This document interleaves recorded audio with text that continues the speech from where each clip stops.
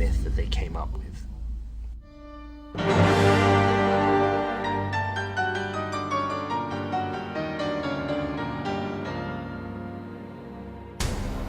A controversy which is very much alive today relates to the question whether Ho Chi Minh was primarily an international communist agent, which he certainly was, or a nationalist operating under the guise of an international communist. This is a legitimate question, since in 1946, when his forces, then known as the Viet Minh, were competing with his nationalist rivals, he chose to sign an interim agreement with the French on March 5, 1946, allowing the French to land troops in North Vietnam so that he would have free hands to eliminate his rivals. The idea that he was totally independent of Russia and of China. This went over very well because people were tired of traditional communism, and they thought that at last they had the real thing with Ho Chi Minh and with communist Vietnamese, who were, I think, quite clever in manufacturing this, probably in some ways quite sincere. What happens to totalitarians who have to sell their products? They finally believe in them themselves, though I'm not sure that Ho Chi Minh at the end of his life really believed this. Don't forget also that people are asked when they visit Hanoi to parade in front of his mummy. And it's a kind of relic comparable to Lenin's relic on the in Red Square. The work has been done carefully and in a fairly original way. It even convinced some Americans like Francis Scott Fitzgerald, who in Fire in the Lake, a very influential book, did admit, I quote her, that Ho Chi Minh was occasionally not criminal, but very, very hard. Now all this goes over, is milled over and again, and there is nothing else available. Today, there are very few people in the West who could defend communism, who could say that all these mistakes and crimes were necessary, but they just do not know Ho Chi Minh's detailed biography, how he got rid of nationalists, how he got rid of so-called Trotskyites, and so on and so forth.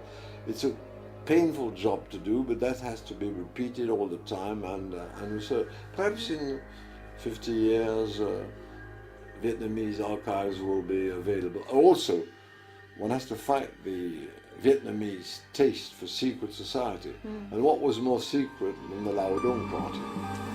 Nếu gọi là chiến đấu vì chủ nghĩa dân tộc thì tại sao lại? If Ho Chi Minh and his Communist Party are said to be fighting for national independence only, then how can one explain the fact that they went after innumerable patriots and killed them?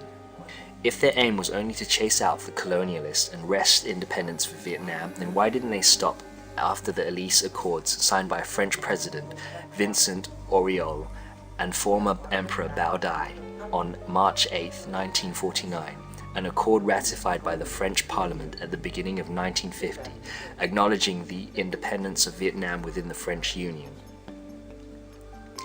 Why did Ho Chi Minh keep on with the war, sacrificing hundreds of thousands of people in the crucible of war? Can that be said to be compassionate, especially when independence is already acquired?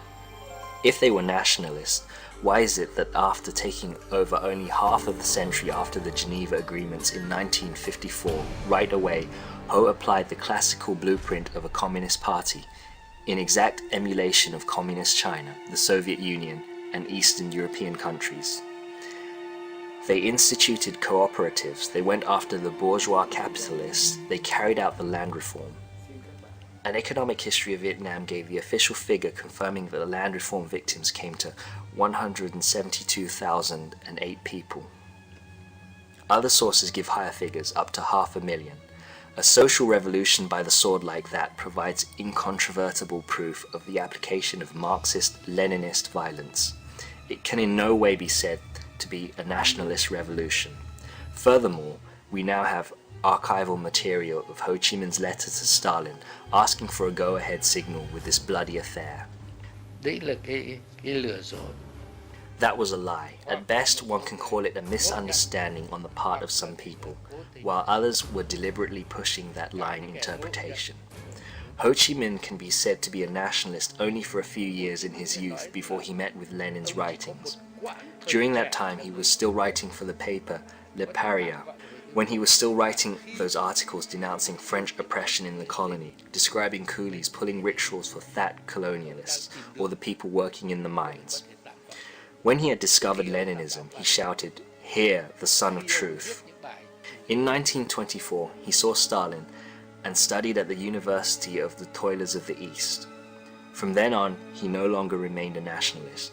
He was mesmerized by Lenin and controlled by Stalin and became a different person. The Chinese scholar Chiang Yong-chin wrote in his book, Ho Chi Minh in China, that during the whole time he was in China, Ho Chi Minh did nothing but infiltrated Vietnamese patriotic organizations in order to subvert them and destroy them from inside, drawing their members into the ranks of the communists.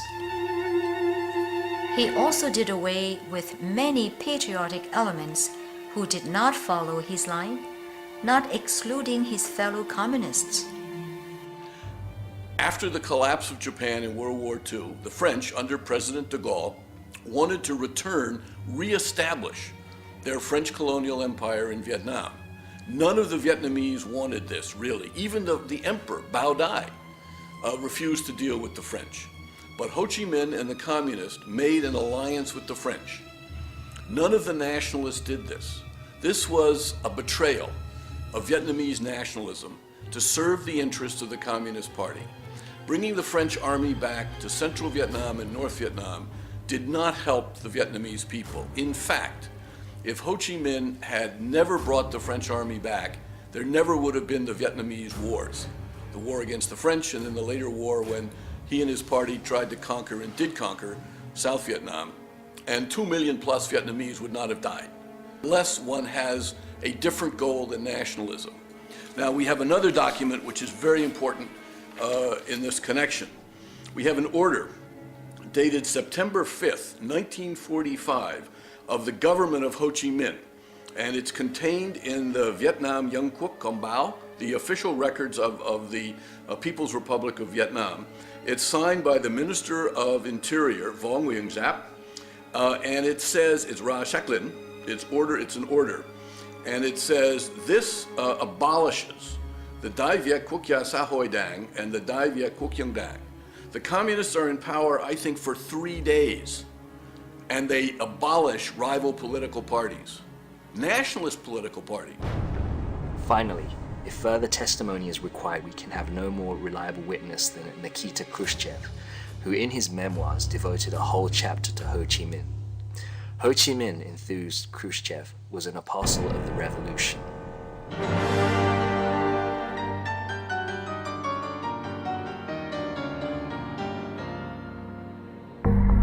Jean Saint-Denis, a man who has negotiated with Ho Chi Minh and the author of Histoire d'une paix manquée, History of a Botched Peace, a man who had numerous contacts with Ho, had this to say about him.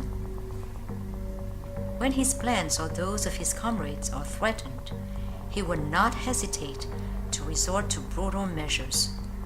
On this score,